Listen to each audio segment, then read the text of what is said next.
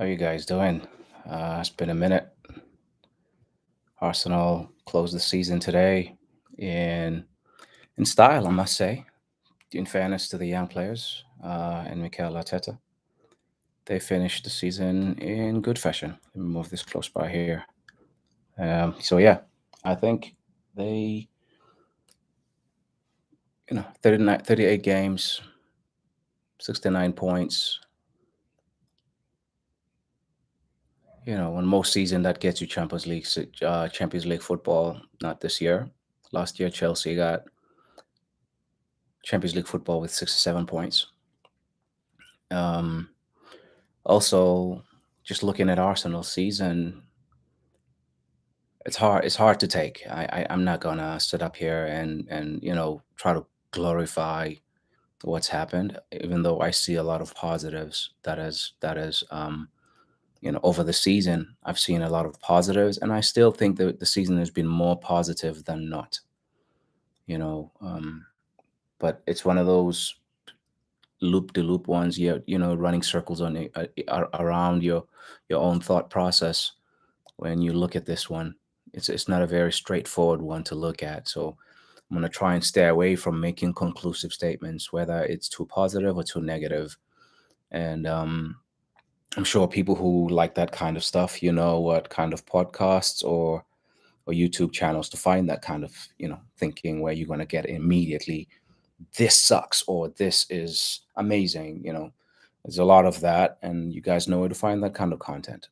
This is the Foot and Nose podcast, and I'm a one man show, and I try. I'm still new in this whole social media thing, and especially like just sharing thoughts publicly after difficult results can be a hard thing. Especially for those of us who were not professional journalists. I'm not a journalist. I'm just a football fan who really loves the game, loves my team, and so it becomes harder to think and then talk immediately you know after a game. So today Arsenal won. You wouldn't be able to tell that from my mood. They won 5-1, and it probably feels like the lousiest I've ever felt after a 5-1 win. You know, and five different scorers. Martinelli scores first goal after some game, like I think it was like 15 or 18 games, something stupid that he hadn't scored. And he missed a big chance early on in the game at 0-0, from the 6 yard box. The ball trickles through to him, and I think he doesn't realize how much more time he has to finish that chance, and he doesn't put it in the net. But then we get a penalty from a shot by him, actually, that Alex Iwobi tries to block with his arm. I think he was trying to chest it or hit it with the shoulder. At least I don't think he was deliberately trying to handle the ball, but he did. And Martinelli calmly puts it in the back of the net. I was surprised to see him take the penalty, because the last two in a row we had, Bukayo Saka stepped up for them and scored both. And then from that point on, I mean, Arsenal looked good from minute number one today. It was just one-way traffic for most of that first half. We get a second goal, um, but it was not a lot in the game. I'm just trying to see the chronology of the goals here real quick.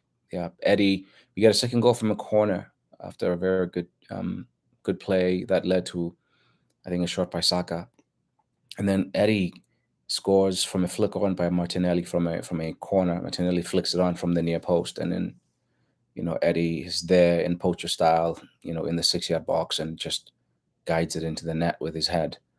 And then if you look at, then after that, Arsenal become a little bit sloppy and fall asleep just before halftime. And Donny van de Beek sneaks in, 8 minutes after he had come on as a sub for Decore. And we go into halftime 2-1, and I was feeling frustrated, to be quite honest. So in this game, you actually see a lot of, in that first half especially, you see a lot of Arsenal's flaws. You know, very good when they're front running. This team is a team of front runners this year, and today they were good. because they scored the first goal and they were all over Everton, who had played their hearts out and left it all on the line on Thursday. So Everton was just in London for a party, from what I could see, and they tried, but like they gave too much to that game on Thursday, and then probably they were celebrating for too long, if you ask me, going into Friday morning. And so this game for them was more of a formality, and Arsenal were ready for it, hoping for a miracle at Norwich, which was never to come because Tottenham handled business in emphatic fashion. But coming back to this game, and then so we start the second half, and Cedric scores a really beautiful goal. Actually, it was my favorite goal.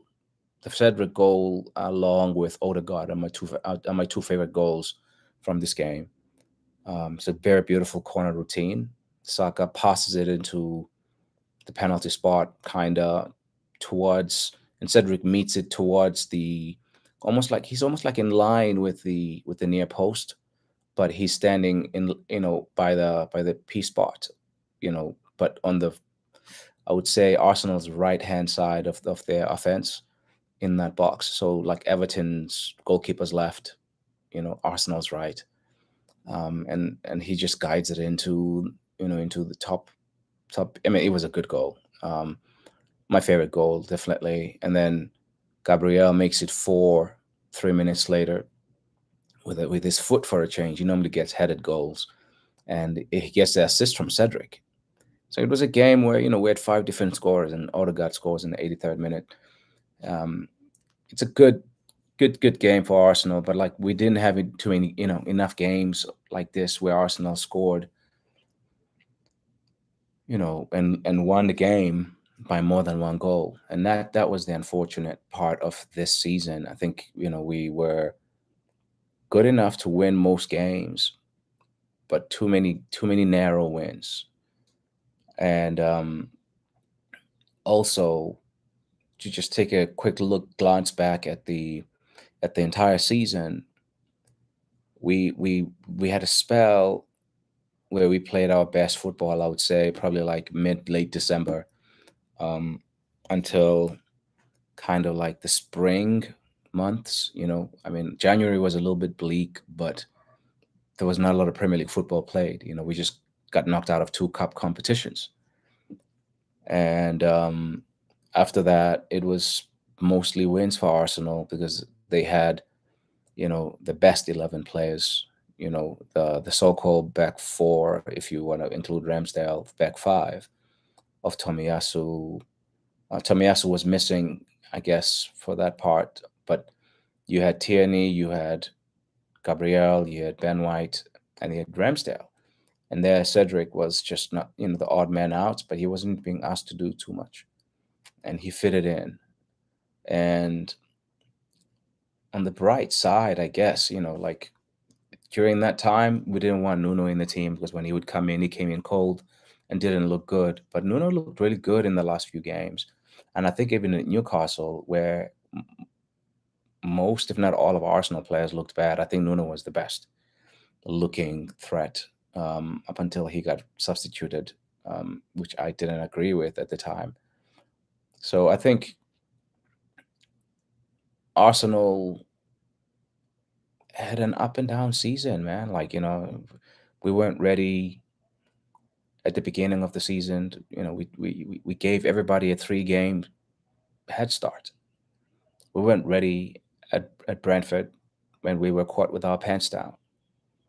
And then we lost the next 2 games against City and Chelsea, which we could have lost those two regardless of when in the season they were played.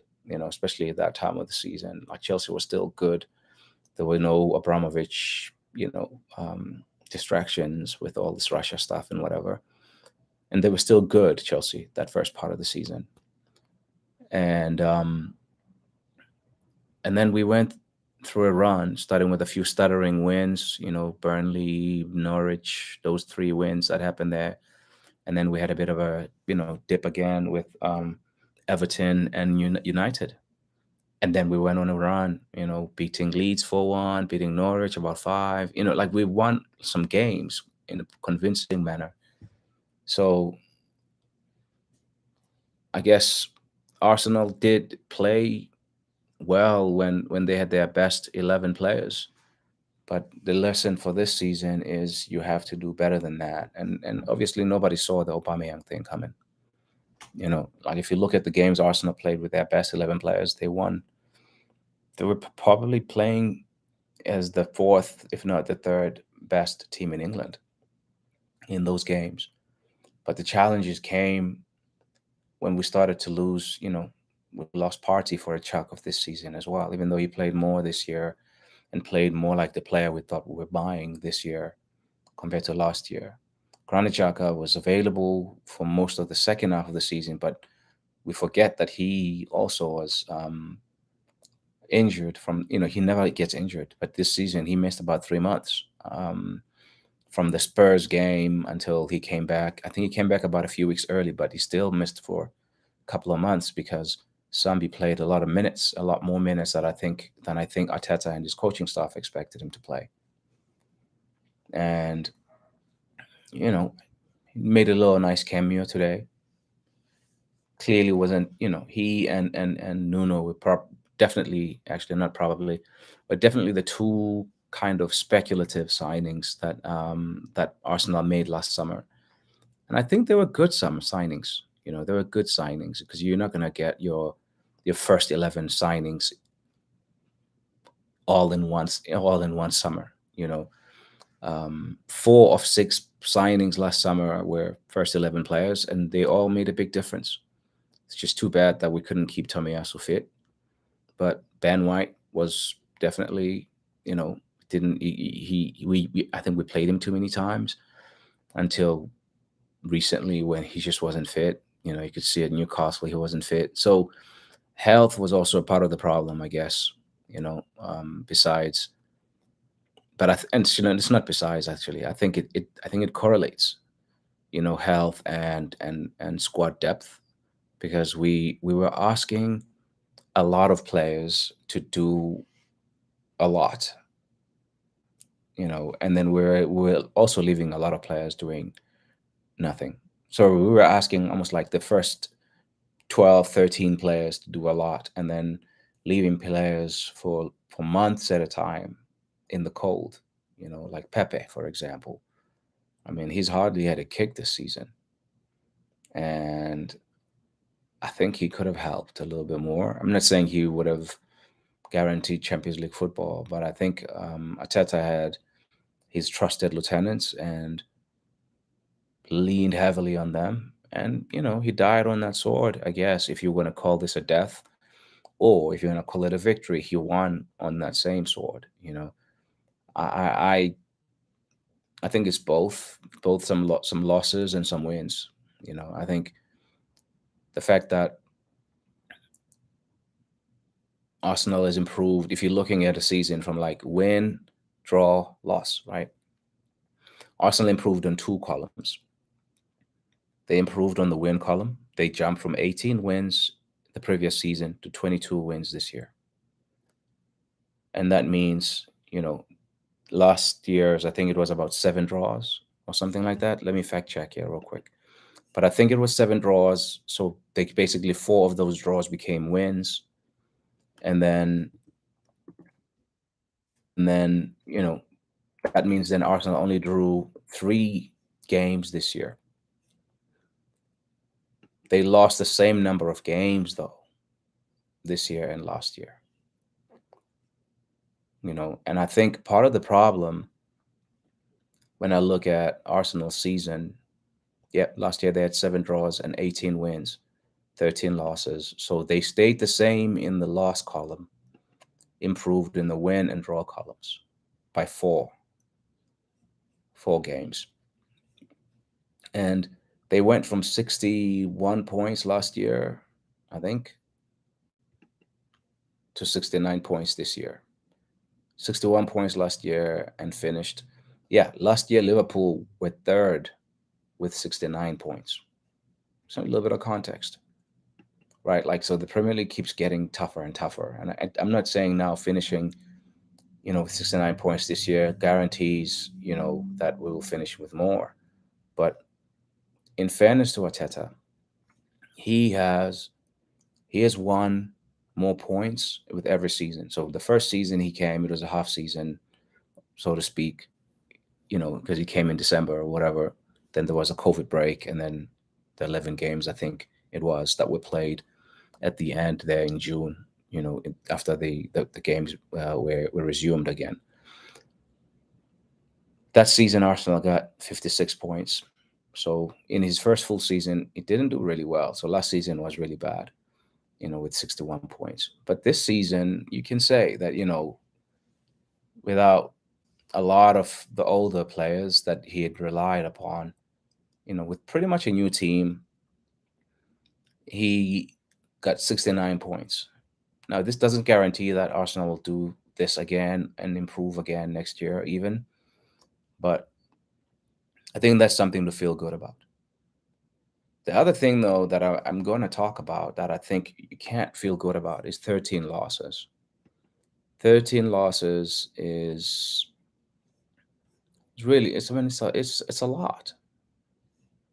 It's really a lot. Like, that's the most losses in the top six teams.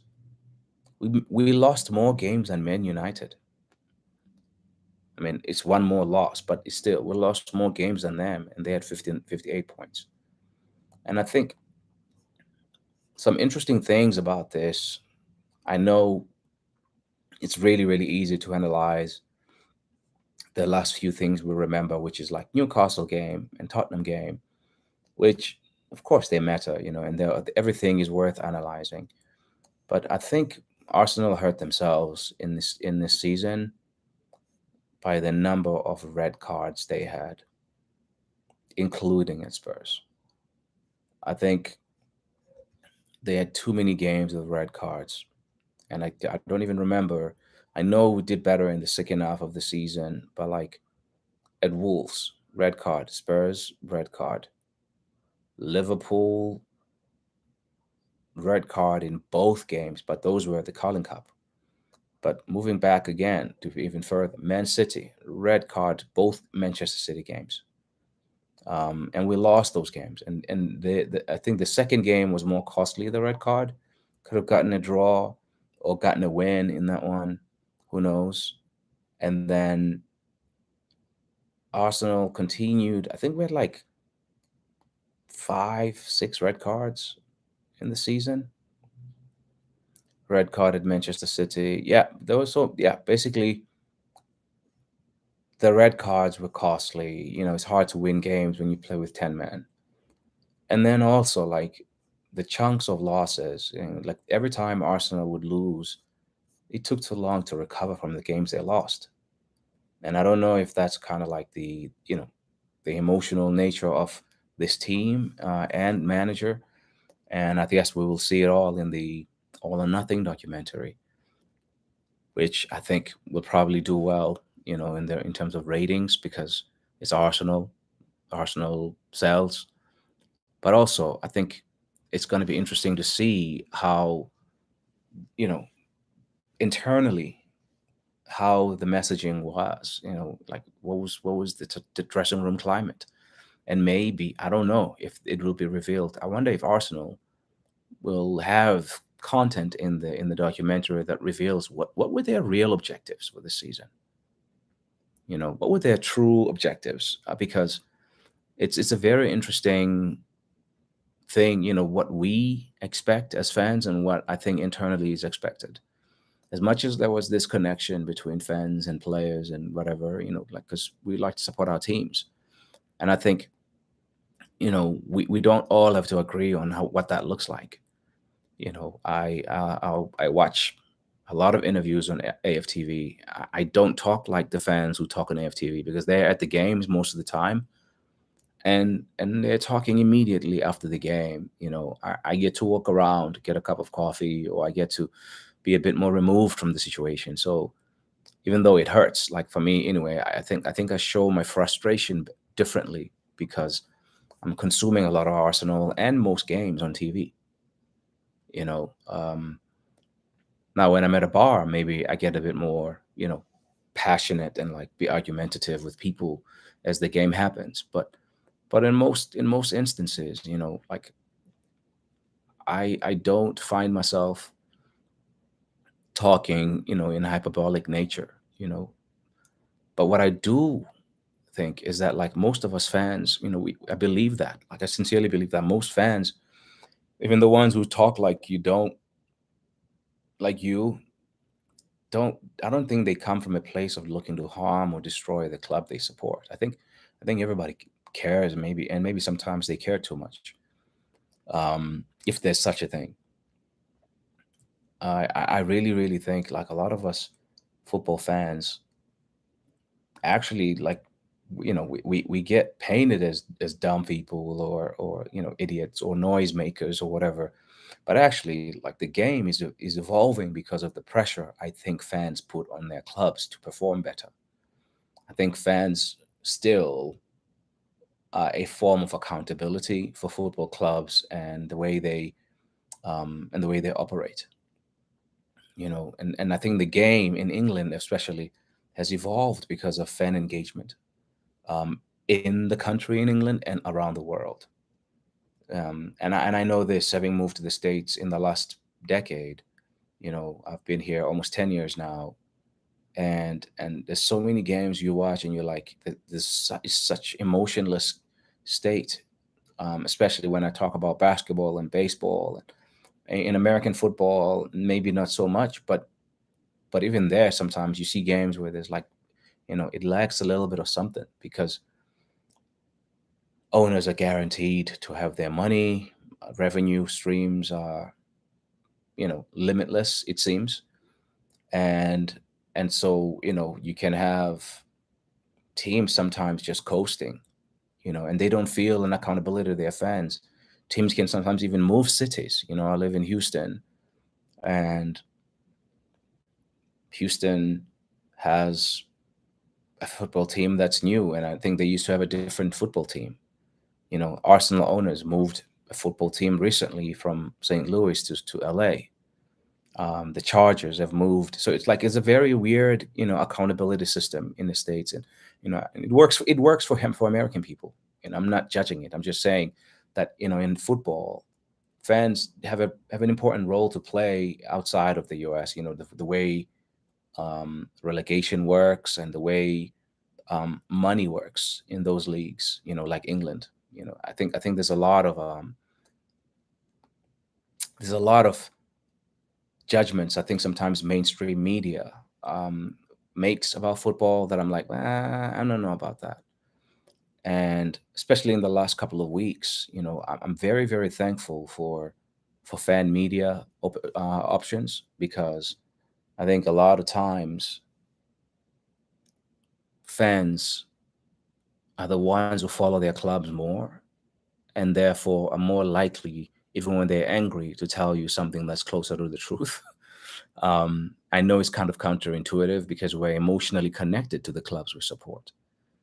But I think I'd rather listen to football fans of that particular club talk about that club than listen to people like Gary Neville. Or, even though I like Gary Neville, you can only have but so much time on your day. So they won't ever know each club more than the fans of that club. So, like, yeah, I listen to a lot of podcasts, and I listen to fans, even when sometimes, yeah, I don't agree with the way people say things or express the way they express themselves. I also think Arsenal fell short this season, not by much, but fell short this season because, you know, in addition to a lack of experience, they just didn't have, quality in depth.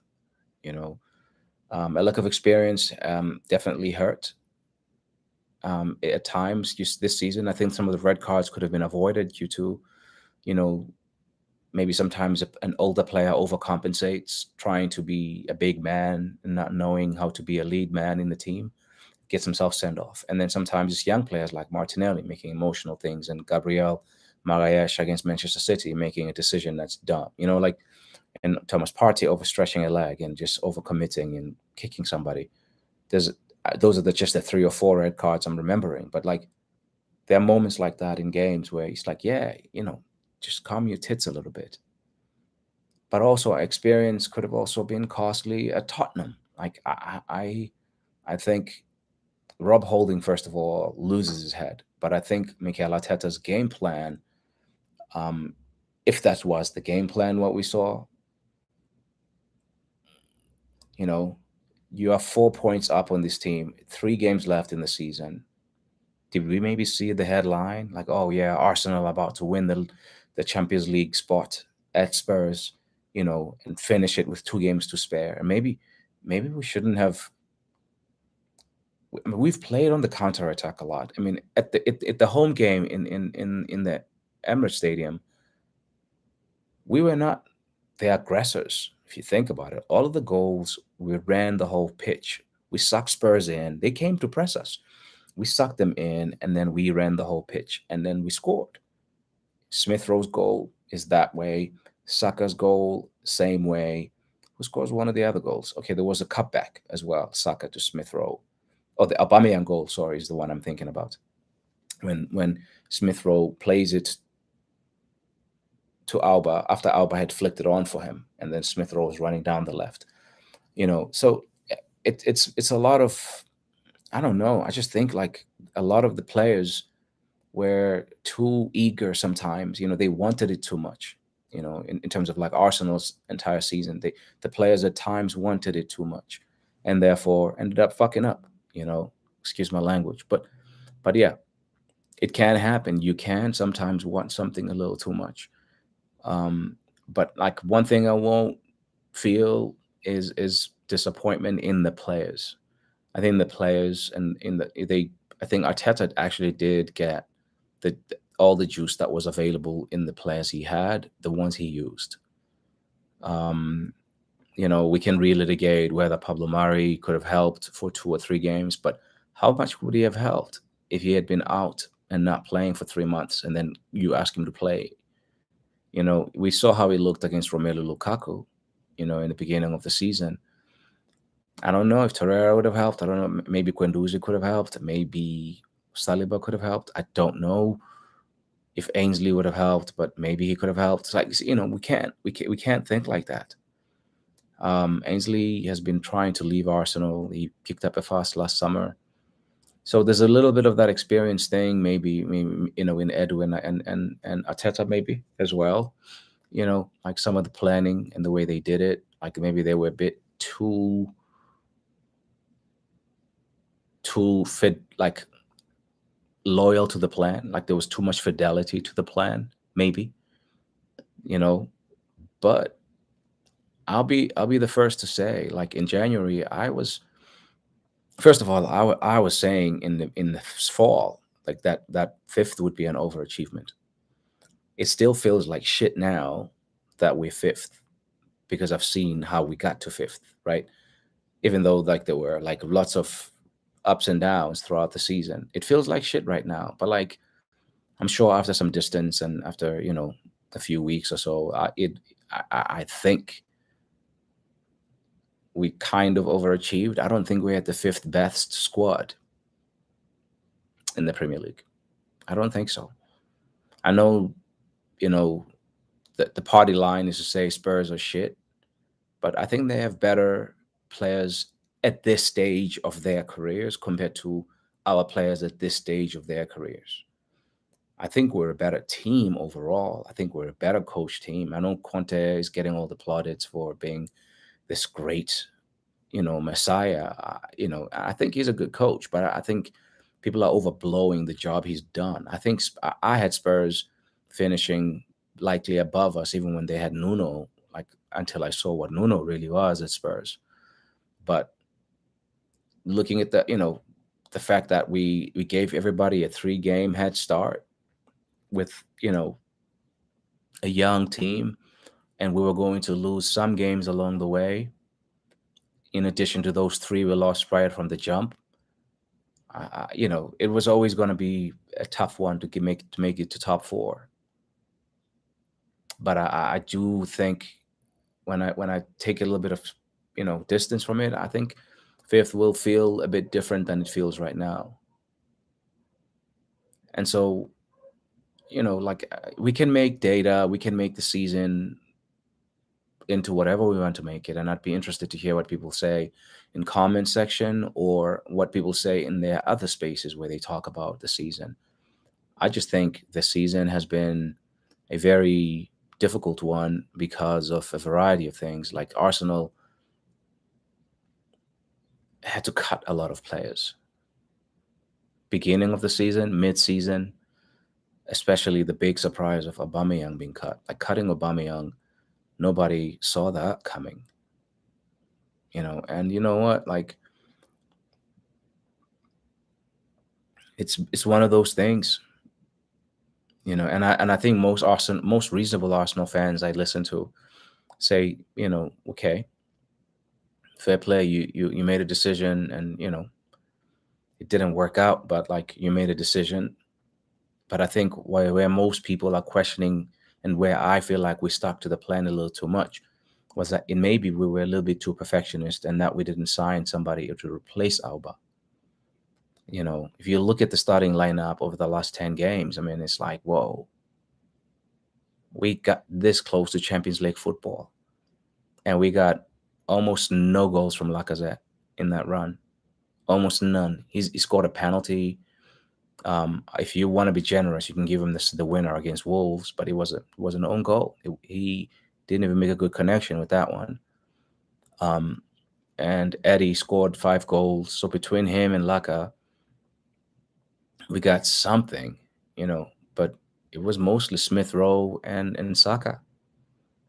I mean, Gabriel scored, I think, more goals than Lacazette. Gabriel, the center back.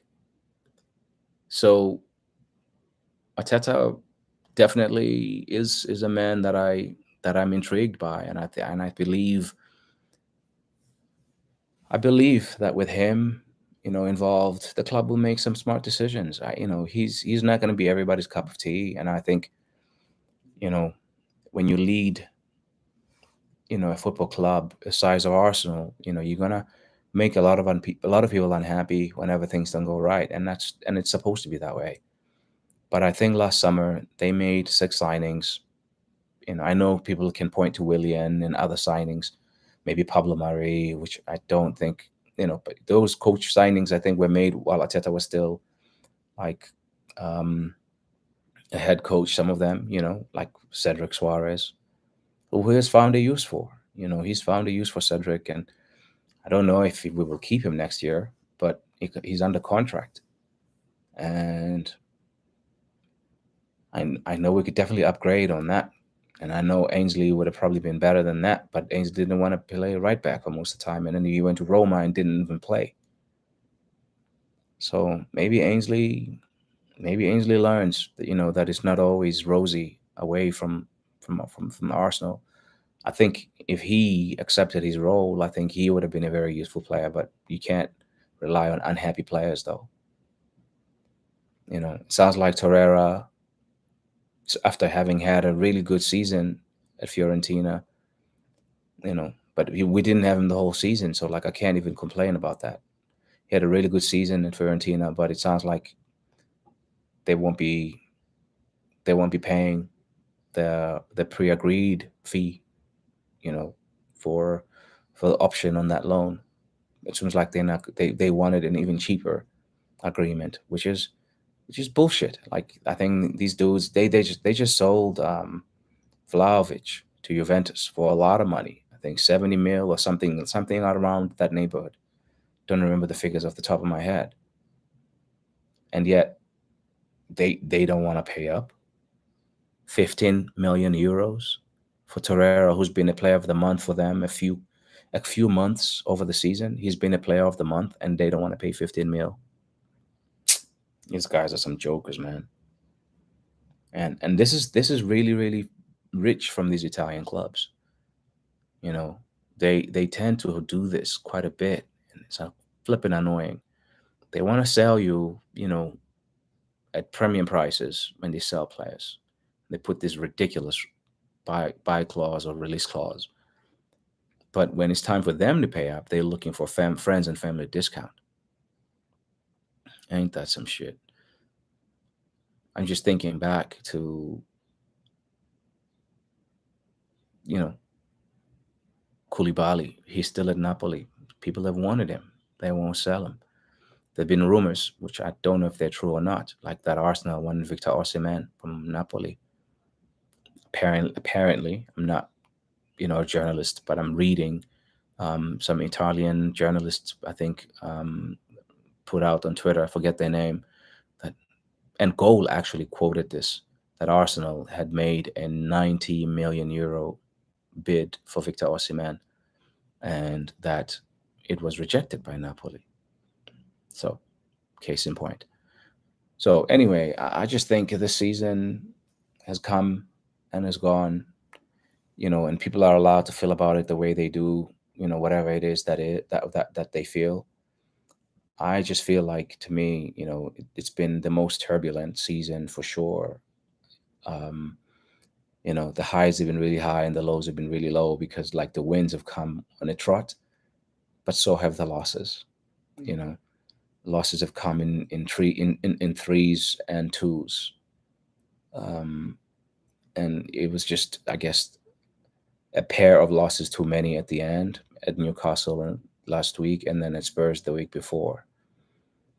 But I don't think that's when this thing was all lost. I think there were a lot of other opportunities earlier in the season to really create separation, and opportunity also maybe in the transfer window in January to strengthen or keep some of our players. Callum Chambers, who could have covered at center back going into the Newcastle game. Like we could have done some things, and I think Callum Chambers probably would have had the right mindset. Probably of all the players we let go who were unhappy and kicking up a fuss, I think he is the most Rob Holding, like, in terms of, like, he would have been a good guy, just been happy to see out the contract as long as the club don't hold him hostage and do, the club option and to keep him another year for him not to play again. I think he would have helped. But, it's 2020, right? In hindsight. So the long and short of it is, it's been a lot to be happy about. Four signings for the first 11, and then two signings in Nuno and Sambi that I think will do a lot of good for Arsenal moving forward. If not in resale value, definitely as valuable squad members. Nuno got some minutes towards the end of the season because Kieran Tierney is Kieran Tierney. He's like the new Jack Wilshere. And he's on a long-term contract, so I don't know what Arsenal will do with him. But, Nuno is an athlete. Nuno, a lot to work with there. He's got a bit of the Adama Traores about him with his wayward kicking, but he's a big, physical player, man. He jumps off the screen when you watch him. He jumps out. Like, you can't miss that boy.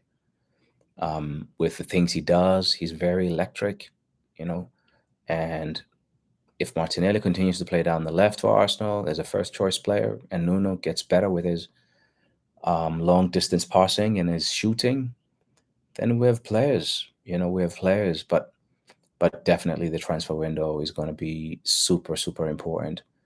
And what Arsenal does in the transfer window will determine what next year will be like. Maybe we'll be sitting here again, having gone backwards, or maybe we'll be sitting here feeling like, oh yeah, now we understand why you didn't sign anyone in January. Only time will tell. Right now, January feels like it was a mistake to not sign anybody to replace Alba. And maybe it will feel like that for a long time for some people. I don't know. I just think we'll know at the end of this transfer window for sure, if it was a mistake or not. If these guys were some jokers just, holding back and then fluffing it and then, sitting on the money in the summer, we'll see. Something tells me, though, that this Arsenal moves differently. I've seen them move differently, like being prepared to cut as many players as they have, and being very efficient in the transfer window last summer. I have a lot more trust in Arsenal going into the transfer window than I did this time last year. I also have a lot more trust in this team and a lot more positive feelings about this team, even though we will lose some players. Maybe Edin Ketia will be one of those players we lose. I think it would be dumb of him to leave because I think there's an opportunity here without Alba and Lacazette.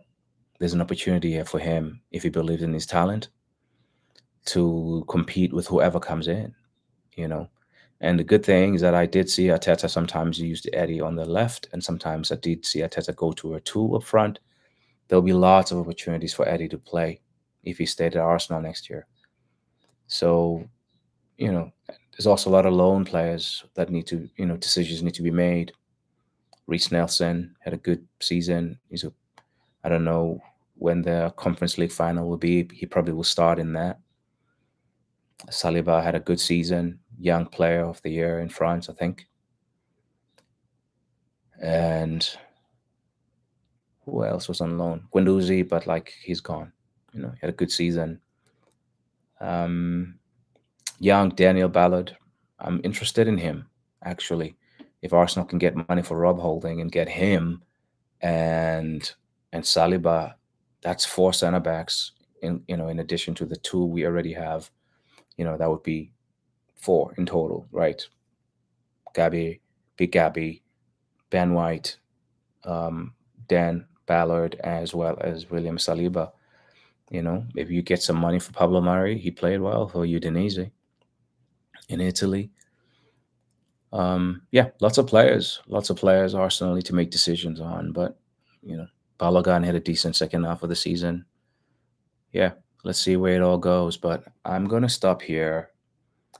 I think I'm feeling much better actually now that I've talked about this game and talked about what I've seen in the second half of the season. I'll be talking to you guys again soon, as things unfold throughout the summer. But thank you so much for the support and listening as always.